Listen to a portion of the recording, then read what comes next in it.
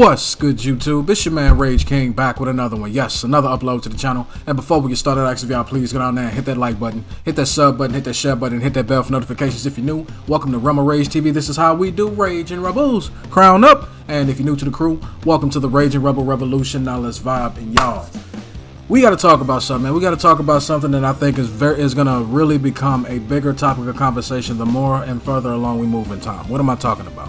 This article right here, which we're going to read, we're going to react, it's just how we do, all right? There's an article here, per Sony's, and forgive me if I butcher his name, Shuhei Yoshida, and he weighs on the rise of AI. He believes that creativity is more important, all right? So to give us further context of what I'm talking about, let's go ahead and read this to give us the details, all right? Yoshida has already seen games outsource art projects to AI tools. Shuhei Yoshida, Sony Interactive Entertainment's independent developer head, has opened up his thoughts on AI and how he's seeing those tools used in game development. In an interview with The Guardian, Yoshida dove into his current day-to-day over at Sony as he scouts developer talent for PlayStation, including experiences with AI. He knows the rise in AI tools concerns game developers and says he's already seen pitches from indies using software like Midjourney for art. The app generates images based on user descriptions and, according to Yoshida, is used by one participant in an indie competition, created amazing, beautiful graphics. Let me stop right there. Just because you have a tool or certain tools that can help elevate or even upgrade the current project that you're working on doesn't mean you should overuse it. I'm going to say that again. Just because you have a tool or tools that can help upgrade the project you are working on doesn't mean you should overuse it. We're going to come back to that here in a second, all right? So for right now, let's move on. It is a tool. Someone has to use the tool. That is powerful. Yoshida said that a small number of young people can create an amazing looking game that can create an amazing looking game. In the future, AI could develop interesting animations, behaviors, even do debug for your program. And that is where I am going to go back to what I just stated earlier. This can be used as a good tool. Nothing wrong with it. If it's going to enhance the graphics, fine, by all means. Here's where the problem is going to come in, that I think a lot of people are starting to see, specifically with games like Call of Duty, that is showing the most glaring, obvious signs of having tools like this being overly used. It's this last statement right here. In the future, AI could develop interesting animations, behaviors, or even do debug for your program.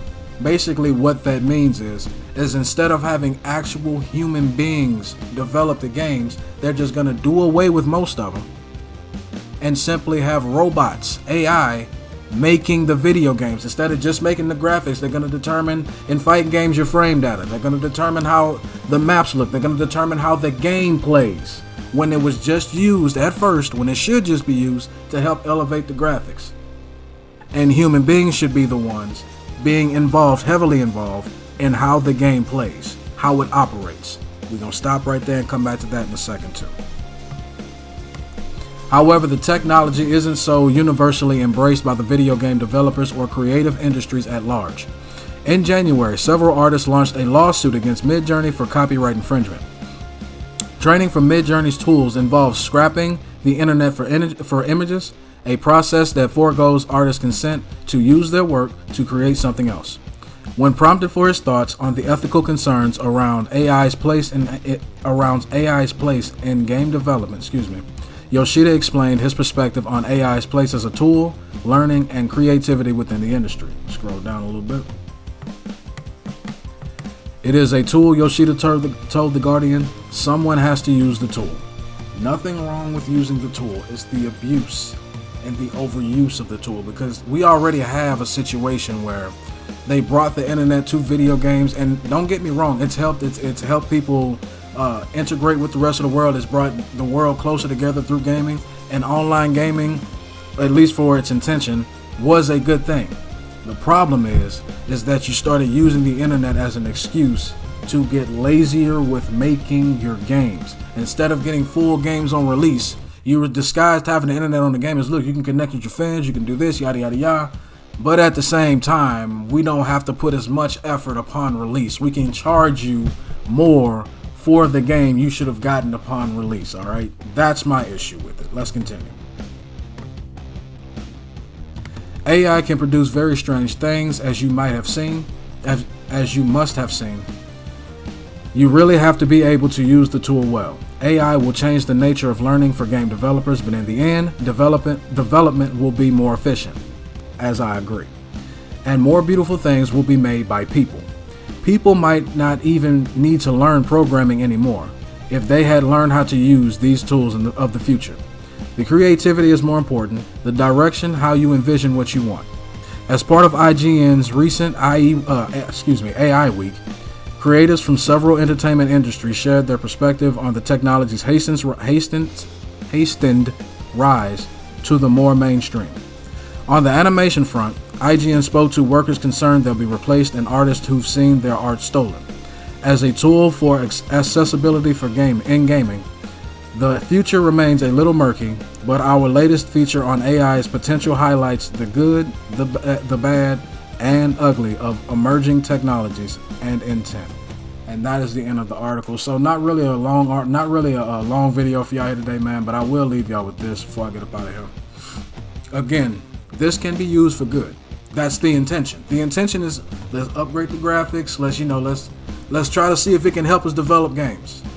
The problem that I think is going to arise from this is that they're going to become too dependent, meaning game developers, they're going to become too codependent on the AI that was only here to help, and they're going to look at it as a necessity, and games are going to further suffer from it because instead of having a human element, a human aspect of the game to go through, make sure the game plays right, make sure it operates right, make sure things in the game actually make sense, you're going to get a lot of things within the game on how it operates, how it plays, different prizes, different microtransactions not work, different functions of the game. You're gonna have all kinds of problems with that because the AI only knows what the human beings are programming it to do, not vice versa. And I think we're going to see a switch almost. We're going to look at people who don't know how to program and become dependent on a program that needs people to program, and then we're going to get a big clusterfuck of algorithms that are going to be coming out as broken, buggy video games, like we don't already have that problem already. But that's just my opinion, man. Y'all let me know down in the comment section what y'all think about the rise of AI in video games, man. Do y'all like it? Do y'all dislike it? Do y'all think it's a good thing? Do y'all think it's a bad thing? As long as y'all remain respectful and logical, we can have a conversation. That's the end of my video. Hope y'all enjoy. It's been a pleasure making it for you, and I'll catch y'all in the next one. Have a blessed one.